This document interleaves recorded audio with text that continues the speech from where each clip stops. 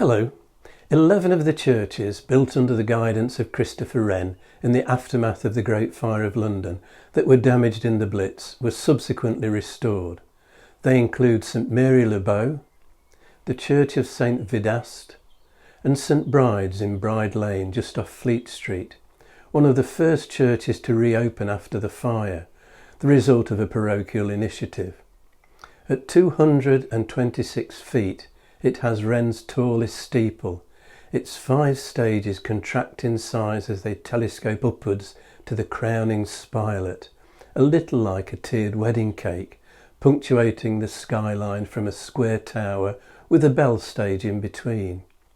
There is a tradition that the spire of St Bride's was the inspiration behind tiered wedding cakes.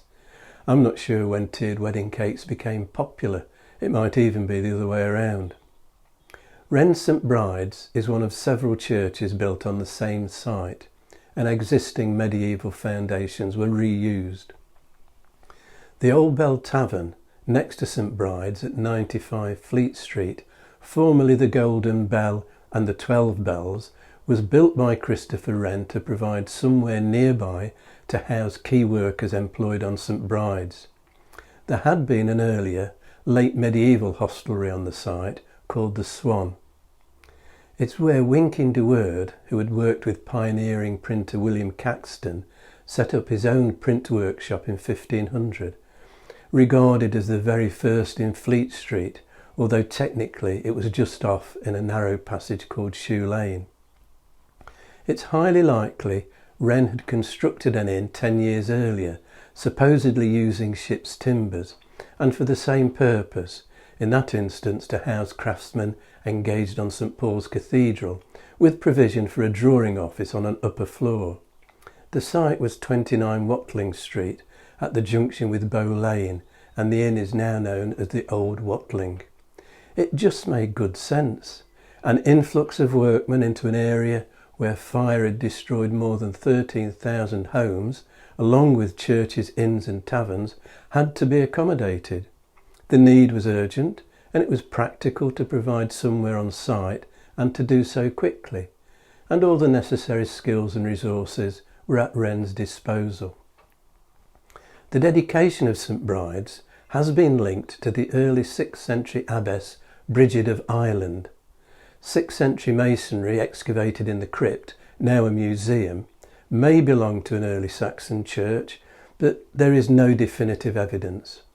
The dedication may be down to Irish missionaries active in the 7th century. Roman period tesserae are evidence of an even earlier building, possibly a small villa or Roman shrine.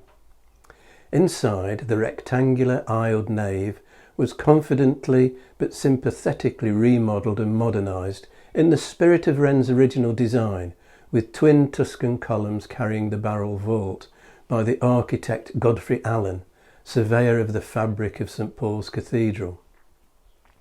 There's been a church on the site of St Mary le Bow on Cheapside from Saxon times. St Mary's is home to the Bow Bells that, according to legend, called back Dick Whittington. The arches of a vaulted Norman crypt may be responsible for the le Bow description. In the 12th century it was recorded as St Mary de Archibus, and it's where the ecclesiastical court of arches still sits. The design is said to be based on the much larger Basilica of Maxentius and Constantine in Rome, which would have been familiar to Wren and his team from detailed engravings. The tower stands apart from the main body of the church. During construction, a Roman road was discovered that provided a ready-made foundation for a tower that was simply too good to ignore. At 224 feet, the Portland stone steeple is second in height and only by a mere 2 feet to St Bride's. The architectural orders follow classical precedents: Tuscan below in the doorway, Ionic at the bell stage, and Corinthian for the rotunda above.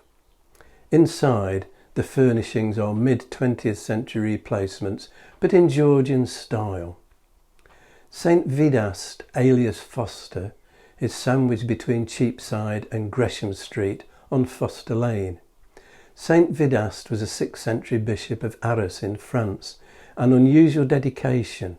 I know of only one other at Tathwell in Lincolnshire, but there is a Saint Vedast street in Norwich. Foster is a corruption of Vedast. Mostly built of Portland stone, there is reused medieval fabric incorporated, most noticeably in the south wall. The steeple is a mini Baroque drama with its curves and contrasting angles. Inside, the pulpit, which came from All Hallows Church in Bread Street, demolished as surplus to requirements in the 19th century, has been attributed to master woodcarver Grinling Gibbons. The reredos came from St Christopher le Stocks in Threadneedle Street, demolished in 1781 to make room for an extension to the Bank of England. And next time I'm going to take a look at the man behind all these churches, Christopher Wren himself, his early life and career and his beginnings in architecture. If you've enjoyed this video, hit the like and subscribe buttons and click on the notification bell to be informed when the next video is available, or you can subscribe by clicking on the rose window over my shoulder.